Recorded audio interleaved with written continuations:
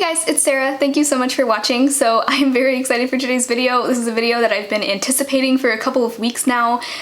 So you may have heard, if you've been on social media at all over the past couple of weeks, Covergirl recently announced that they are cruelty-free now. A couple weeks ago they announced that they had become certified cruelty-free by Cruelty Free International and Leaping Bunny. And I got excited, but I wanted to wait until I heard from Logical Harmony, because Logical Harmony is the cruelty-free list that I trust. I did kind of have my hopes up because I know Leaping Bunny is a little bit more rigorous than PETA, so I wanted to get excited, but I also wanted to wait and see what Logical Harmony had to say about it. And this past Monday, Logical Harmony did add Covergirl to the cruelty-free brand list, so it's the real deal. They really are cruelty-free.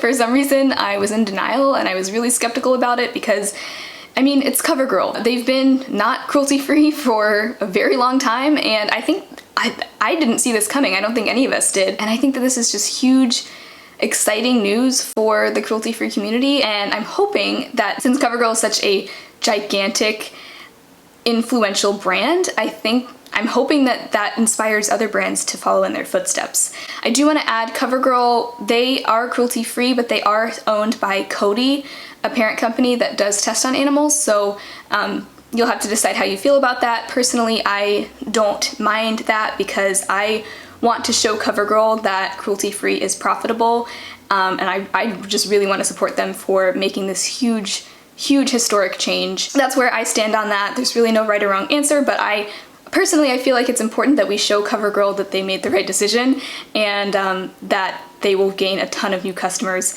now that they aren't testing on animals. I think this is so exciting. So I wanted to do a try-on haul video. I was so excited to go and purchase some Covergirl products, not only to show my support, but also because Covergirl used to be one of my favorite brands, like way back in high school, just because they were so affordable and so easy to find. Also though, since Covergirl hasn't been on my radar in years, I had no idea what I wanted to try, so I just kind of got a handful of products. So I'll go ahead and show you what I got, and then we will do a little try-on. So I knew I wanted to try some complexion products from them. I got their Trublend foundation. This is, I got it in the shade L1. I know that this particular line of foundation comes in 50 shades, so it has a really good shade range, and so that was the one that I went for. I know in high school I used I think it was one of their really old school looking ones that's in kind of like a pyramid shaped packaging, and it was like their clean matte foundation. Has like a blue cap. I didn't want to get that because I'm not as into matte foundations as I used to be, but I think I've heard good things about the Trublend, so I wanted to give it a try. I also got their Vitalist Go Glow Luminizing Lotion. I got it in the shade 1, which is Daybreak. I think that's the lighter of the two shades. It's just kind of like a shimmery lotion. I feel like this is kind of a multitasking product. You could use it as a primer, you could mix it in with your foundation, you could use it as a highlighter. There's a lot of things you can do with this, so I got that, and then I also got their Vitalist Healthy Concealer. I got the shade Fair. It's one of those that kind of clicks up through like a brush tip, which is not everyone's cup of tea, but I did want to give one of their concealers a try also because I'm almost out of concealer, so I was like, well, I might as well grab one of those as well. And then I got one of their blushes. I got their Cheekers blush in the shade Natural Twinkle.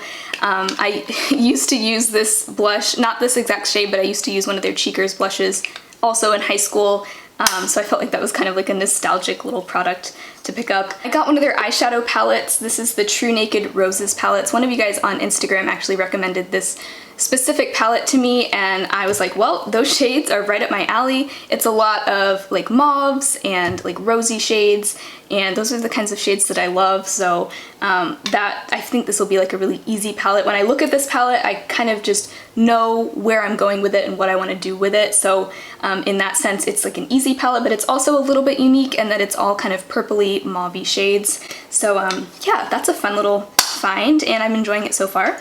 And then the product I think that I'm most excited about is the Supersizer Mascara. This is one of their most popular mascaras, I think. I know Emily Noel talks about it a lot, and so this is the one that I went for. So far I'm really enjoying it. I feel like for a while The one product that we've been kind of limited on as far as like cruelty-free drugstore options has been mascara.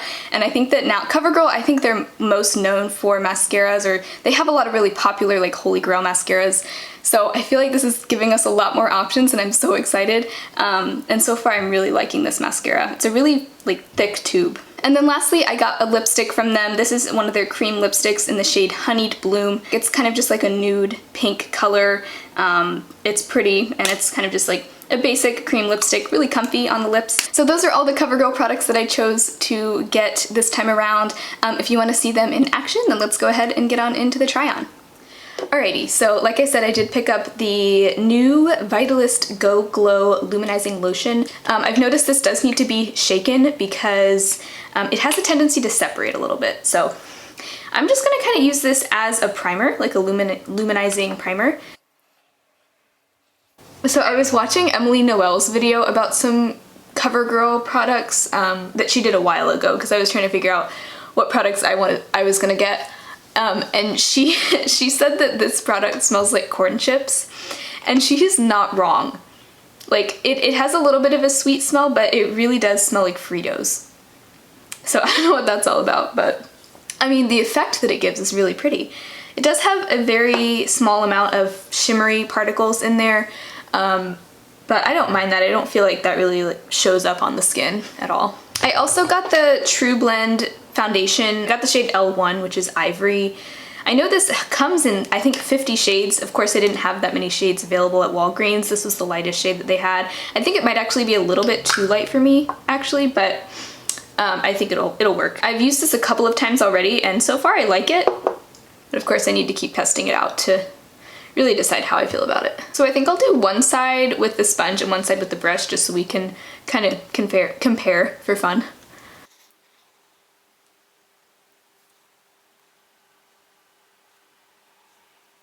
I feel like this doesn't have a lot of coverage. I'd say it's probably a light to medium coverage, but that's typically what I like anyway. I don't really go for full coverage foundations too much just because I like a more natural look. So I'm gonna do the other side with my Wet n Wild flat top brush.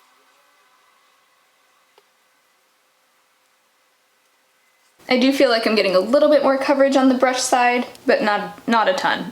It's not a drastic difference. There's that foundation. I think I'm gonna add a little bit more just to get a little bit more coverage. I feel like one pump doesn't go very far, so it could just be that it doesn't pump out a lot of product all at once, or it could be that you just need more of it to get more coverage. I don't know.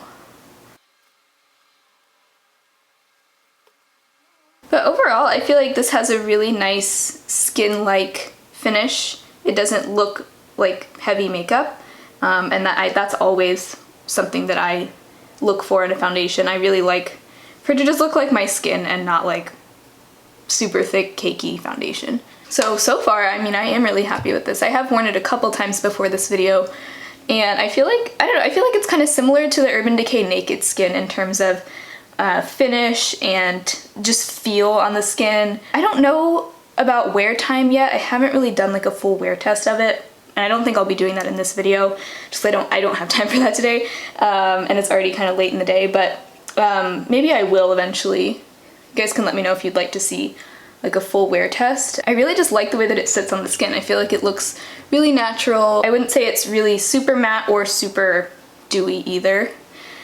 Keep in mind I'm wearing that dewy lotion underneath it, so that's giving it some extra glow. Yeah, I think it looks good on both the brush side and the sponge side, so this is probably a foundation that would work nicely with either application method. So this is the Vitalist Healthy Concealer. I picked this out, and then when I got home I looked up reviews on like just what like online reviews it had, and it has really low ratings, so I'm gonna try not to let that determine how I feel about it, but that did make me kind of nervous. I was like, ooh, should I return this and pick out a different one? I don't know, but I just decided to keep it and give it a fair shot. So it has one of those brush tip applicators that you have to kind of twist up. So some people hate that kind of thing. I don't mind it personally, but that is something to be aware of. Sometimes you have to click it up a lot, but I don't want to click it up too fast because then it might just like squirt out everywhere. Alright, I think that's good. I feel like this has a very yellow undertone, which isn't necessarily bad for dark circles, but you know, some people, it's not gonna work for some people. I'll do this side with my sponge again and then the other side with the brush. So, I mean, it is very brightening, and that has a lot just to do with the shade and how the shade compares to my own skin tone, but it doesn't have a ton of coverage right off the bat. And keep in mind, I usually do use like a peachy corrector under my eyes, so this is just without any sort of corrector. And I'm gonna blend this side in with my Real Techniques Expert Face Brush.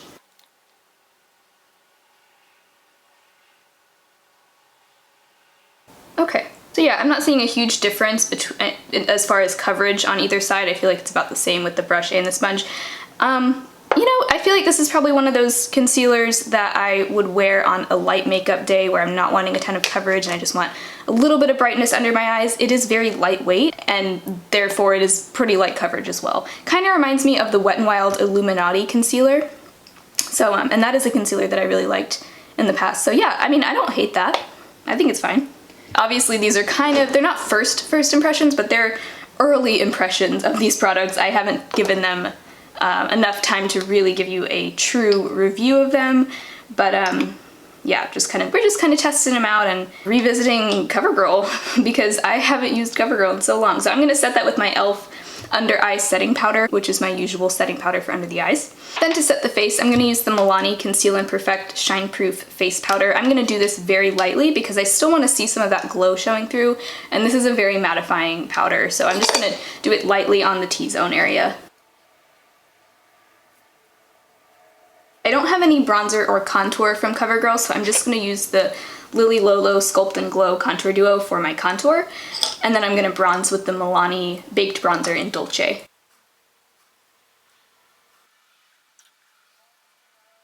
Alright guys, who remembers the Covergirl Cheekers blushes? How old school is that? I used to have one of the Cheekers blushes in like high school and I used the whole thing up. It was like a peachy pink color. I don't know what the exact shade name was. I didn't get that type of shade this time. Instead, I got the shade Natural Twinkle, which is kind of a shimmery, cool mauve. And I don't have anything else like this in my collection, so I thought it would be a nice little addition to my collection. I have worn this a couple times and I really like it so far. I feel like it blends into the cheeks really nicely, and it's easy for me to not overdo it. So it's light enough for my skin tone that it's not gonna look too clown-like. And I just think that that shade is actually really pretty, and I think this is a shade that I'll probably use a lot in the winter time, because it's a little bit, I don't know, peachy pink blushes I feel like are really good for like the spring and summer, and this kind of shade I feel like is very wintry in a pretty way. Yeah, there's that blush. I feel like it blends into the skin really easily.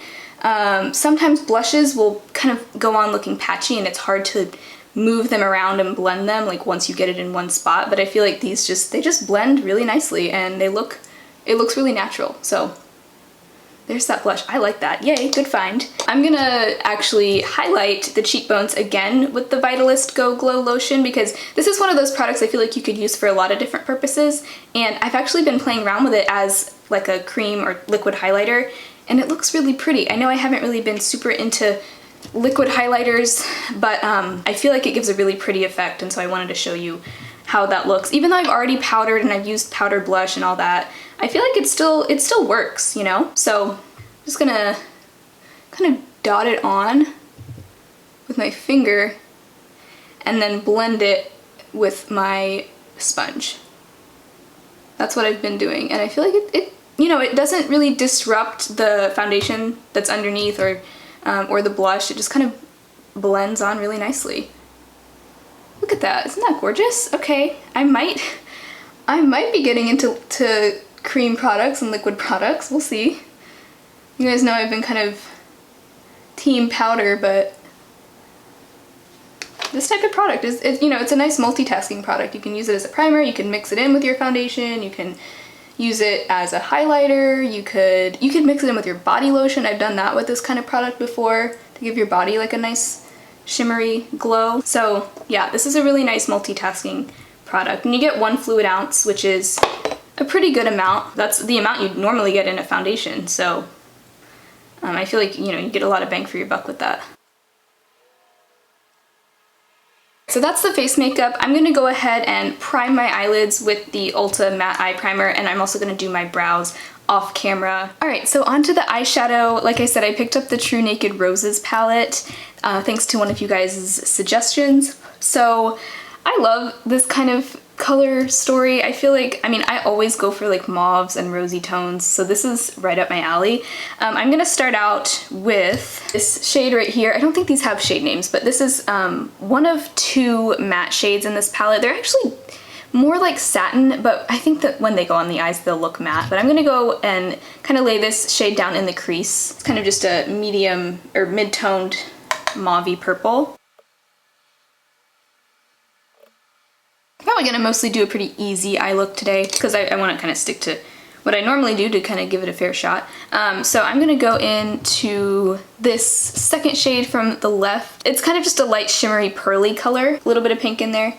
And I'm just gonna put that on the lid. That seems pretty soft. It's not like completely like wabam pigment metallic, like super shimmer right off the bat.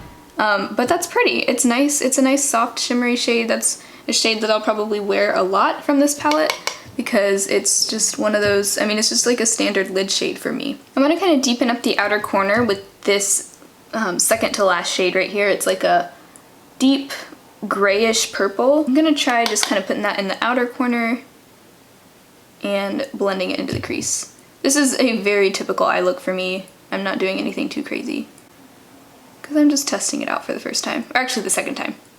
I wore it yesterday as well.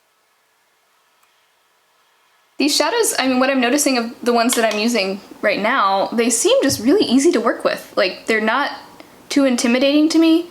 They're not insanely pigmented like an Anastasia shadow, but they are showing up and they're blending really nicely. And I feel like they're easy shadows. Like, it's not something that I would mess up super easily. I'm gonna take, actually gonna go into this third shade right here. It's a really light matte lavender, I guess is how I would describe that. And I'm just gonna use that to kind of blend, almost as a transition shade. Just kind of really blend out that crease and blow it out. Like I went kind of far over here. That's okay. It feels so weird to be using CoverGirl makeup right now. It almost feels wrong. Like, it feels so weird. Okay, I'm gonna use this first shade for a brow bone highlight. That's just like the perfect shade for a brow bone highlight. It reminds me a lot of Tempera from ABH palettes. Like a light cream color. It's kind of a satin finish. It's not 100% matte. So I'm going to now take my EcoTools smudge brush and use this. I'm gonna go back into this second shade right here and use that to highlight the inner corner. I will say I kind of wish that this palette had a mirror, but that's not a huge deal. I'm gonna go back into that with my finger and pat it on the lid and kind of redefine that. Since sometimes that lid shade gets kind of lost once you're doing like all the dark crease colors. I'm gonna line my lower lash line with my 100% pure cream shadow stick. This is almost done. I'm just kind of powering through it. And then I'm gonna go into, I'm kind of trying to use as many of these shades as possible. I'm gonna use this third shade from the end right here. It's kind of like, it's a shimmery mid-toned purple, I guess, with a little bit of a, I don't know, it's almost like a taupey purple. Alright, so I think that's about it for what I'm gonna do with this eye look today. So now for what I think I'm probably most excited for, the Supersizer mascara. I have used this a couple of times and it is very lengthening and volumizing, which is, I want both. Like, I want length and volume, not just one or the other.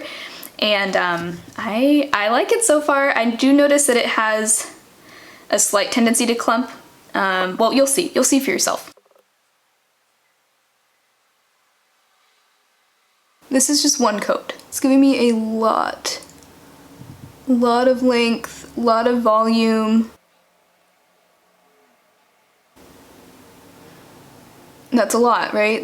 I really like that. I'm gonna do a little bit on the lower lash line as well, and I haven't dipped it back in. I'm just using what's left on the brush for this. I kind of like the small brush too. I feel like it gives me a lot of control. It's very narrow, and when you turn it this way, you can see the bristles on either side, and then those sides have hardly any bristles. It's really interesting. I've never used a brush like this before. So you can kind of coat your lashes with the side that has fewer bristles and then turn it and get more separation with the longer bristles. But see, it does have a tendency to clump. You can kind of see that. Some people don't like that in a mascara, so just keep that in mind. Also keep in mind the fact that I just opened this a few days ago, so you know, sometimes a mascara will kind of change as it ages over time. I think that because it has a tendency to clump, that is kind of a side effect of it being very volumizing. So one dip into the tube, that's what I'm getting. That's awesome, right? Got it on my nose. So there's the eye look. I am gonna finish off with, of course, lips. This is in the shade Honeyed Bloom, and this is a cream lipstick. It's just a really pretty light pink nude. It has a very light kind of vanilla scent, which I don't mind. I think it's not overpowering at all. That's pretty. That's a color that I will definitely get a lot of use out of, just because it's so easy to wear. It's almost a little bit on the baby pink side, but it's not like too bubblegum pink, you know what I mean? Yeah, I have no complaints about that lipstick. So I guess that kind of concludes this little try-on haul of the Covergirl products that I purchased. This is just so exciting, honestly. Not only is it huge news for the cruelty-free community, but it gives us cruelty-free consumers a lot more options at the drugstore. And so I think I'm most excited about the mascara. It's just exciting to have some more mascara options now. But yeah, that kind of concludes this little try-on haul. I hope you enjoyed. Let me know what your favorite products from Covergirl are, or what you're excited to go and pick up from Covergirl now that they're cruelty-free. Anyway, I hope you guys enjoyed. If you did, make sure you subscribe to my channel so you can stick around for future videos, and I will talk to you guys next time.